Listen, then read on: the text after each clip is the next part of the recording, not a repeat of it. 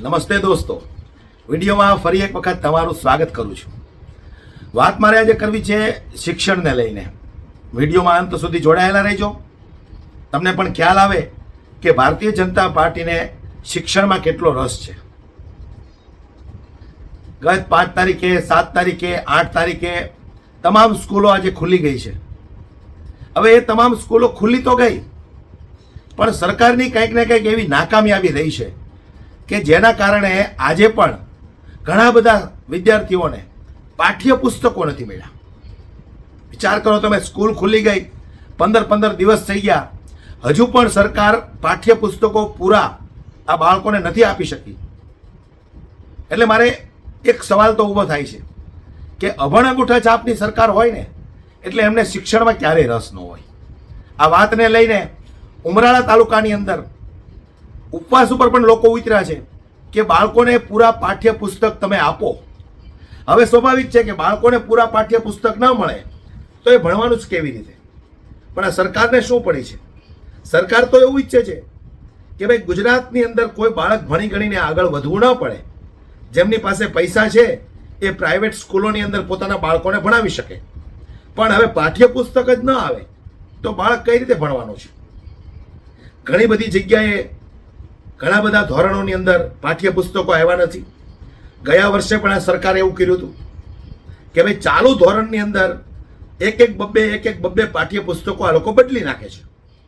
તો પાઠ્યપુસ્તક બદલવાનું કારણ શું? શા માટે આ લોકો પાઠ્યપુસ્તક બદલે છે?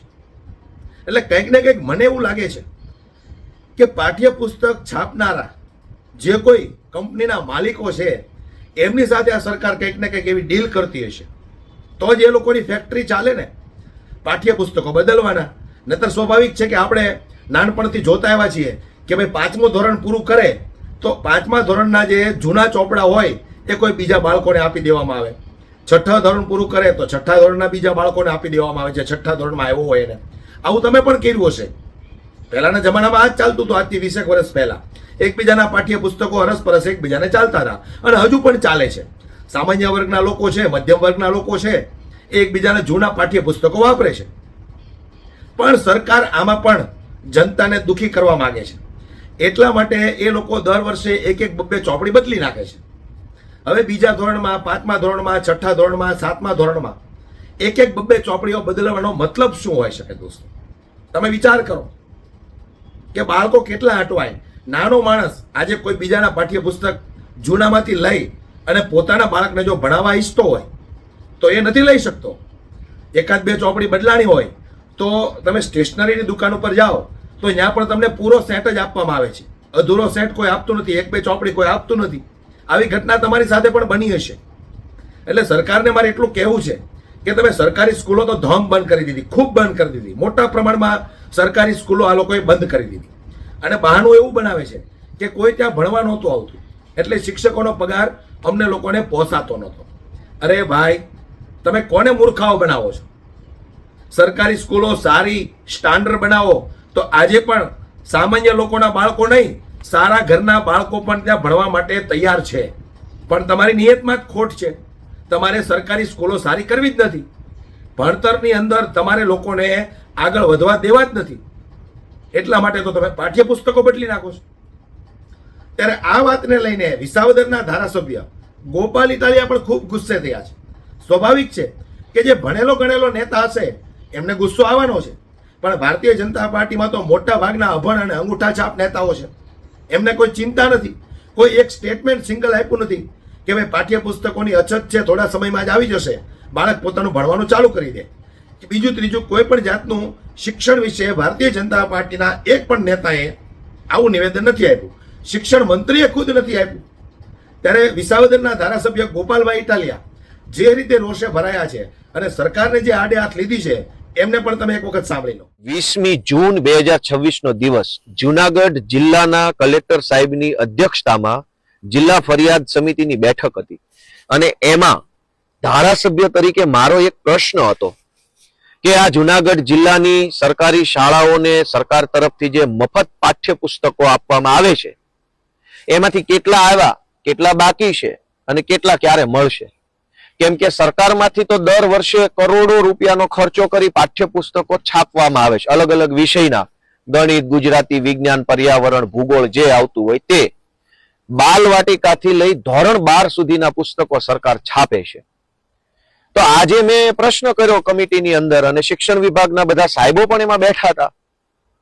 તો મને લેખિતમાં જે જવાબ આપ્યો એમાં માધ્યમિક શાળાના પુસ્તકો આવ્યા જ નહોતા એવો લેખિત જવાબ હતો. મૌખિક એમ કહેવામાં આવ્યું કે આજે જ માધ્યમિકના પુસ્તકો આવ્યા છે.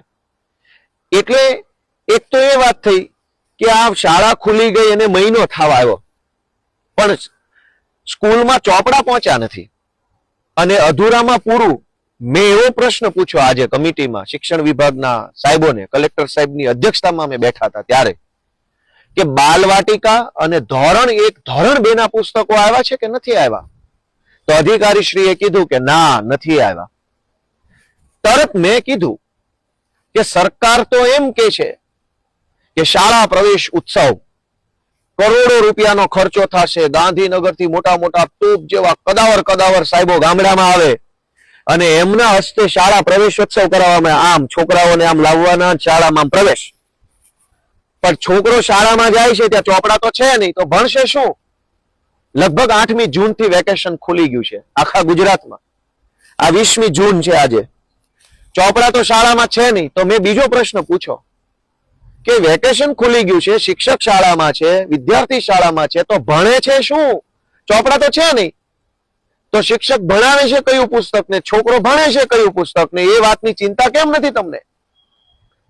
અને શાળા પ્રવેશ ઉત્સવ થવાનો છે. છોકરાને ગાંધીનગરથી આવેલા આઈએએસ, આઈપીએસ મોટા મોટા કદાવર ને જે આગેવાનો છે એ છોકરાઓને આમ શાળામાં પ્રવેશ કરાવશે. એ છોકરા માટેના પુસ્તક તો શાળામાં છે નહીં, તો પ્રવેશ, વિદ્યાર્થીનો પ્રવેશ કરાવવાના બદલે પુસ્તકોનો પ્રવેશ પહેલા કરાવવો પડે એમ છે. એ રજૂઆત મેં આજે કરી.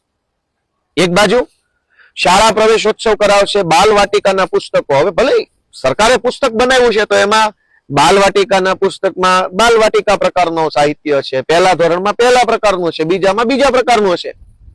સરકાર પ્રવેશ કરાવે છે, ચોપડા છે નહીં, તો શું કામ ભાઈ પ્રવેશ કરાવો છો? રહેવા દો ને, ઘરે ભલે રમતો. કોઈને કોઈ જાતની ગંભીરતા નથી, કોઈને કાંઈ પડી નથી, બધું લોલમ લોલ તંત્ર હાલે છે. આખું સરકારી તંત્ર શાળા પ્રવેશોત્સવ કરાવવા લાગ્યું છે. મારી રિક્વેસ્ટ છે ભાઈ સાહેબ બાપા, પુસ્તક પ્રવેશોત્સવ કરાવો. પેલા પુસ્તકને શાળાની અંદર લઈ જાઓ, પછી છોકરાને લઈ જાઓ. આ ગાંધીનગરથી ને જિલ્લા વહીવટી તંત્ર તરફથી મોટા મોટા કદાવર સાહેબો પ્રવેશ કરાવવા આવવાના છે આપણા ગામની શાળામાં. હું એમ કહું છું થોડુંક બોલતા શીખો મારા ગુજરાતના વડીલો, યુવાનો, માતાઓ. ક્યાં સુધી બીકમાં જીવશો? ક્યાં સુધી આવીને આવી વ્યવસ્થામાં જીવશો? કોક તો બોલો. તમારા છોકરા માટે તો બોલો, દેશ માટે ન બોલો, રાજ્ય માટે ન બોલો તો કાંઈ નહીં.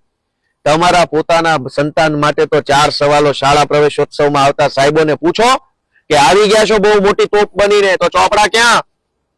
સરકારી શિક્ષક તો કદાચ ન પૂછી શકે, નોકરી કરતા હોય એટલે એની એક મર્યાદા હોય, પણ ગામના આગેવાનો, ગામના વાલીઓ, એસએમસી કમિટીના સભ્યો નહીં પૂછતા હોય કે ચોપડા વગર કેમ ભણાવવાના? અને માર્કેટમાં બધા ચોપડા મળે છે, જે જોઈએ તે. સરકારી શાળાના મફત ચોપડા નથી મળતા. તો શાળા પ્રવેશોત્સવમાં જેટલા મોટા મોટા સાહેબો તમારા ગામમાં આવે એને ભૂલ્યા વગર, ડર્યા વગર, શરમાયા વગર, શિક્ષણના હિતમાં, કેમ કે શિક્ષણ જ રાષ્ટ્ર નિર્માણનો પાયો છે, શિક્ષણના હિતમાં કડક થઈને પ્રશ્ન પૂછી લેજો કે અમારા ગામની સરકારી શાળામાં પૂરતા ચોપડા આવ્યા છે કે નહીં, પહેલા એનો હિસાબ આપો, પછી પ્રવેશોત્સવના નામે તાયફા કરજો. અને છેલ્લી વાત, મેં આજની કમિટીની બેઠકમાં પૂછ્યું કે ગુજરાતની સરકાર તો ભાર વગરનું ભણતરની વાત કરે છે. હવે આ બધા અધિકારીઓ ભેગા મળીને પુસ્તક વગરનું ભણતર ચાલુ કરાવી દીધું છે. 1 મહિનાથી શાળા ચાલુ છે, ચોપડા છે નહીં શાળામાં, તો ભણતર ભાર વગરનું કરવાનું હતું. એના બદલે આ લોકોએ નક્કી કર્યું ચોપડા જ નથી દેવા. ચોપડા દેશો તો ભાર લાગશે ને. લ્યો બોલો, કઈ બાજુ સરકાર કામ કરે, એ કઈ બાજુ એના અધિકારીઓ કામ કરે છે? આમાં શું દેશનું ભલું થાય? સરકારે ભાર વગરનું ભણતર કીધું, આ લોકો ચોપડા આપવાનું બંધ કરી દીધું. ચોપડા હશે તો થંભે થેલામાં ભાર લાગશે ને. લ્યો કરો હાથમ. આવા ને આવું બધું લોલમ લોલ તંત્ર ચાલે છે. પણ ભલું થાય અમારા વિસાવદર, ભેસાણ, જુનાગઢના ખેડૂતોનું, જેણે મને મત આપ્યો, ધારાસભ્ય બનાવ્યો, તો હું આવી કમિટીઓમાં બેસવાને લાયક બન્યો, અને તો હું આ બધું જાણીને ગુજરાતની જનતાને જાગૃત કરી શકું છું. એટલે ગુજરાતની જનતા સુધી સારી વાત, સાચી વાત, જરૂરી વિષય જો પહોંચતા હોય તો એનો શ્રેય, એની ક્રેડિટ જાય છે અમારા વિસાવદર, ભેસાણ, જુનાગઢના મતદારોને. ગુજરાતના સૌ ગામડાઓમાં શાળા પ્રવેશોત્સવના તાઇફાની અંદર જિલ્લામાંથી કે ગાંધીનગરથી આવનારા સાહેબોને ચોપડા બાબતે પૂછો, ક્લાસરૂમ કેટલા ઘટે છે એ પૂછો, કોમ્પ્યુટરો કેટલા ઘટે છે એ પૂછો, દીકરીઓ માટેના ટોયલેટ કેટલા છે એ પૂછો, શાળામાં શિક્ષક કેટલા ઘટે છે એ પૂછો. તાઇફો કરવા જેટલા મોટા મોટા સાહેબ આવે છે ને એને સવાલ પૂછતા થઈ જાઓ, અને તમે તમારા પોતાના બાળક સંતાન માટે કે તમારા પોતાના ગામની સરકારી શાળા માટે જો એક પ્રશ્ન ન પૂછી શકતા હોય તો આ દેશમાં બીજી કોઈ કઈ દેશ સેવા હવે તમારા માટે વધી નથી. એટલે દેશનું નામ ન લેવું. દેશ સેવા એ જ છે કે તમારા ગામની સરકારી શાળામાં જે સાહેબો આવે છે ને પ્રશ્ન પૂછો, એને જવાબદાર બનાવો, એકાઉન્ટેબલ અંગ્રેજીમાં, કે તમે અહીંયા મોટા સાહેબ થઈને આવી ગયા છો પ્રવેશ કરાવવા, તો બોલો આમાં કેમ શિક્ષક ઘટે છે, કેમ કોમ્પ્યુટર ઘટે છે, કેમ ટોયલેટ નથી, કેમ ગ્રાઉન્ડ નથી રમત ગમતનું, કેમ પુસ્તક ઘટે છે, કેમ પાણી ટપકે છે. આ પૂછો એ મોટી દેશ સેવા છે.